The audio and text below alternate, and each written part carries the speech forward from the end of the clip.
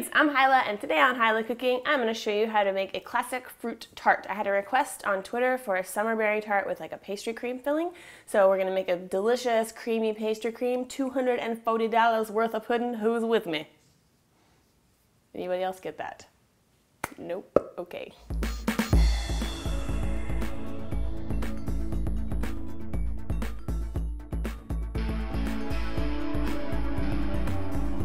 First part of making our pastry cream requires that we separate 3 eggs, so I'm going to do that real quick. We want the egg yolks.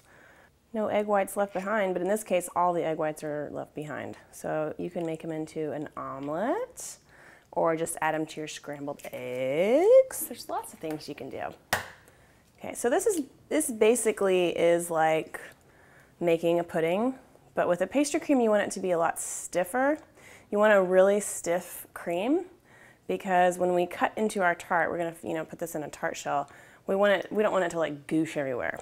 So like a pudding would do that. So instead of using cornstarch to thicken it, we're gonna use flour, and flour is gonna make a much more stable and firm setting cream. So that's really the big difference between pudding and pastry cream. And you can use this pastry cream to fill like, whoops, you didn't see the, oh, son of a bitch. I got distracted. No problem though, look at that. I am a wizard. I'm a magical egg wizard. Okay.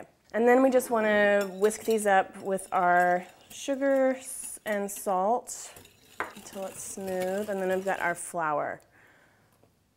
And it's going to be real thick. And it's best if your egg whites are at room temperature. That's going to make the tempering a lot easier. So tempering is when you sort of gradually change the temperature of the eggs so that they sort of begin to cook without curdling, and then you'll end up, so you don't end up with like scrambled egg chunks.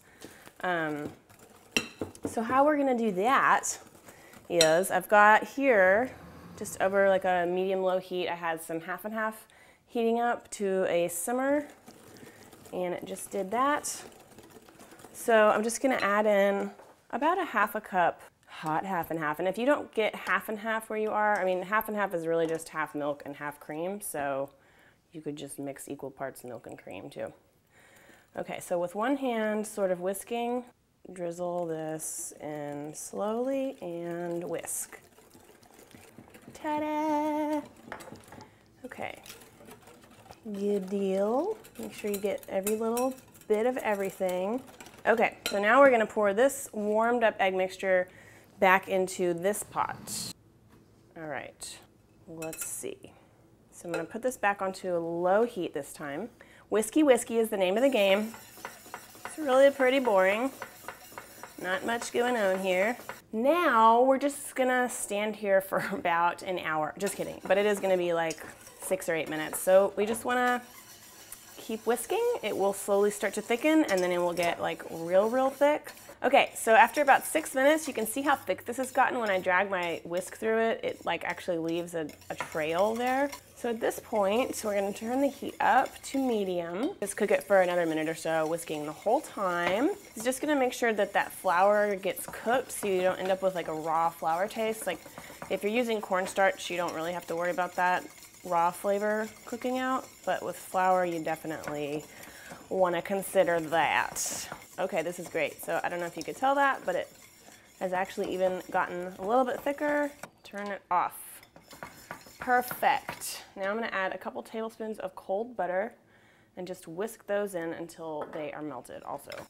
Fabulous. And then a little bit of vanilla extract. If you wanted to use like a different extract, I'm sure you could do that.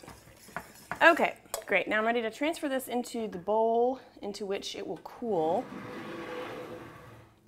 If I were a professional pastry person, I would strain it through one of these things, or if you just ended up with like a bunch of lumps in your stuff, you could totally strain it also, but that just seems like another thing I have to wash. So I'm gonna skip that straining step. Feel free to do it on your own if you like. Beautiful and thick. That's what she said. And then I just got a little bit of plastic wrap here. And I'm just gonna lay it down, get it sort of, scooch it down into the bowl so it's actually touching the surface of the cream. And that's gonna prevent any skin from forming. Perfectamundo. All right, now I'm just gonna put this in the fridge for at least 2 hours, but up to like a couple of days. In that time, you can go ahead and make your tart shell. I'm just gonna use the one that I already made with on that blueberry tart recipe we did a few months ago with Lovely Lady Cakes. So I'll link to that at the end too, but any kind of tart or pie crust will do fine, I assure you. So we're ready to assemble. I've got my cooked tart shell here. I'm just gonna, this one has a removable bottom, which is extremely helpful. So you do a little like this, and then you do a little Houdini, and then voila. Ta-da! And I've got my pastry cream here. Sort of scoop it in. I've got a little layer of water here from condensation as it cooled. I'm just gonna try to not get that involved. Okay, just want to get all the way to the edges. Now I am using strawberries and blueberries, but this is really the kind of thing where you're gonna be way better off if you just use whatever is in season, but you decorate it in the way that matches your personality, and everyone's gonna love it, as long as you don't have a terrible personality. And then I'm gonna just fill in my little empty spots with some blueberries. Oh my gosh, this is like, oh, I should have been doing this for 4th of July. God, look at that, because it's like the US flag. Okay, there we go. There's a beautiful fruit tart. What do you think of that? I think it looks pretty dang delightful. So let's see if I can do this without just mangling the whole thing and making it look horrible. Just gonna cut one little piece for myself here. Not too shabby. Look at that. See, our pastry cream is really nice and solid. It's not like dripping out all over our hands and making a big gooshy mess. Let's give her a taste. So ladylike.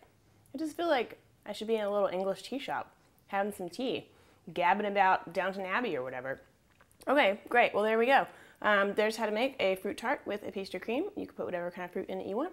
But I did this because I love America. Okay, thanks for watching. If you have any questions, leave them in a comment below and I'll get to it as soon as I can. As always, the recipes can be found at hilahlcooking.com also. So I'll see you guys later. Bye.